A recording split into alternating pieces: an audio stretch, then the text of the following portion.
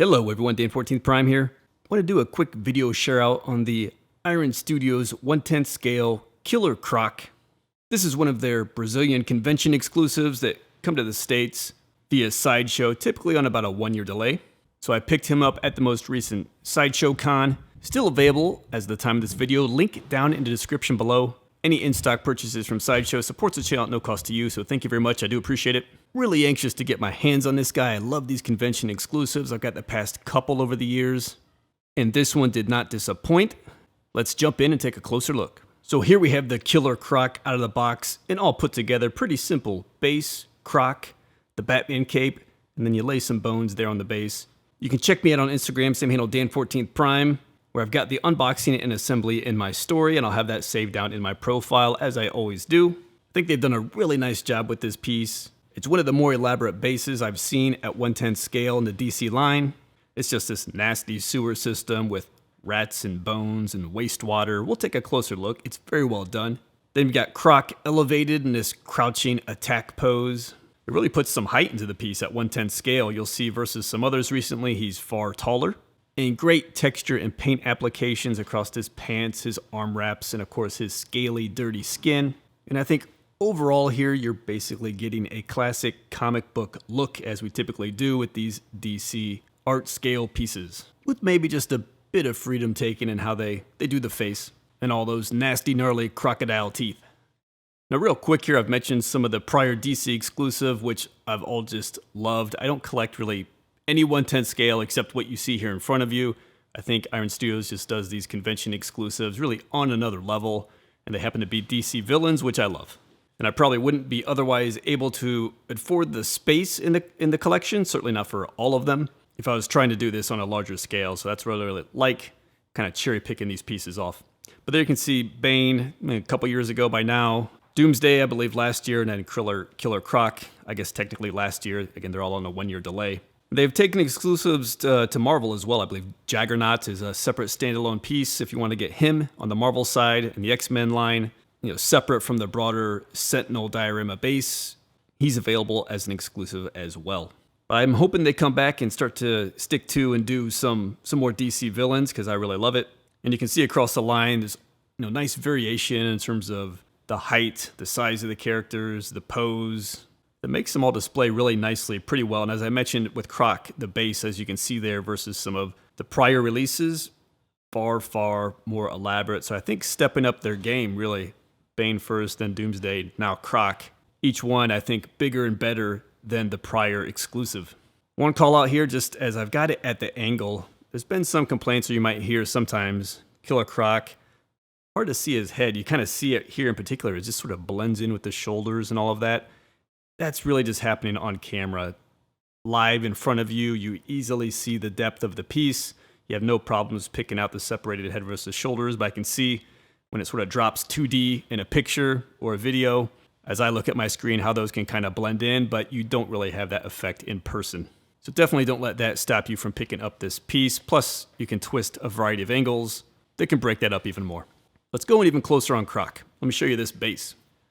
So let's just zero in on the base here, and I love it. I think the paint applications are great. All the detail through the sewer, just fantastic.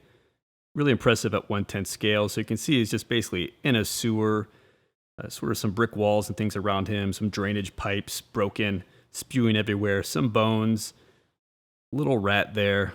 Very cool. Bones, those are all molded, part of the base. Get look, what's probably a broken light, some electrical wiring running there.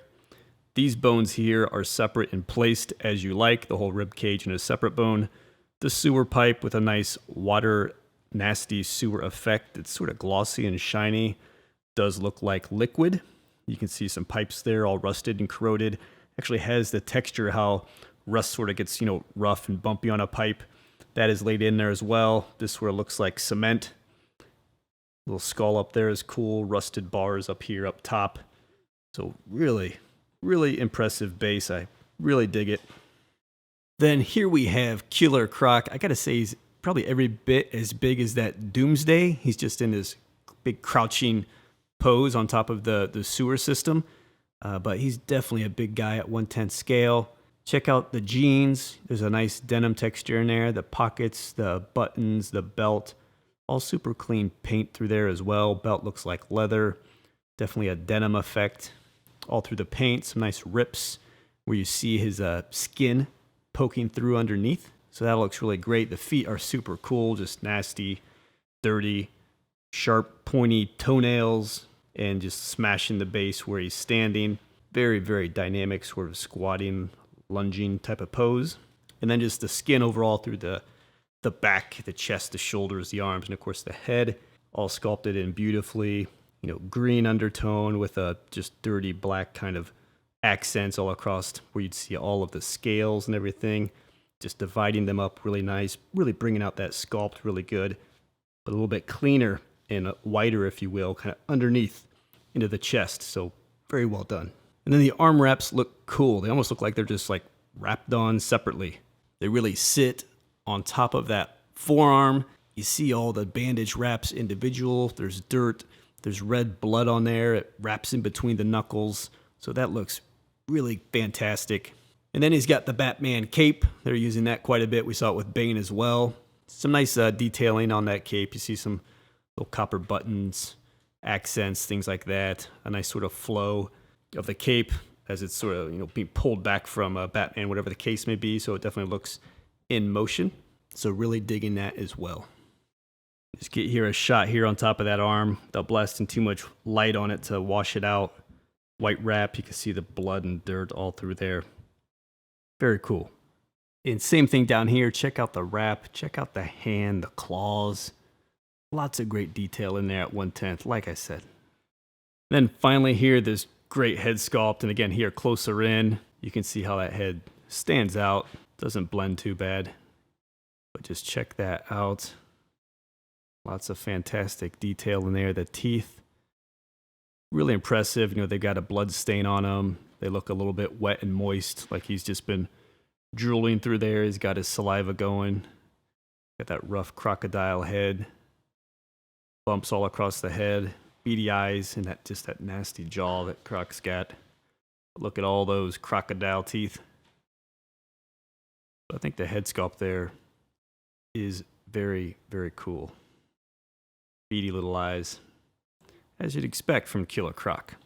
And here, just really getting underneath of him. You know, he looks down a bit, so I guess a bit up on display, you'll get the most out of that look of his face. Because, yeah, he's kind of elevated, sort of hunching over, looking down. There you can see the eyes a bit better. So there you have it, guys. Iron Studios 1/10 scale Killer Croc, one of their recent convention exclusives. Now, as of the time of this video, available at Sideshow, and it's been selling pretty low. I think they're already on low stock alert. They don't have a lot of these things, so definitely link down in the description below any in-stock purchases. Through that link, supports the channel, no cost to you, so thank you very much for that. Also got Amazon and eBay links down there. Any shopping you do through those links also supports the channel at no cost to you, so appreciate it very much, guys. As I mentioned before, check me out on Instagram, some handle Dan14th Prime. It's where I post everything first, and a bit more than videos these days. It's just easier, and frankly, a bit more fun than YouTube. So you'll catch the collection a lot there on sort of a everyday, weekly kind of basis. And I'm always happy to share out what's landing in the Prime Pyre. And as always, definitely stay tuned because lots more is on the way. Big changes to the collection as I've been talking about through some of my recent YouTube videos. So keep watching to see how all that develops, and I will see you next time.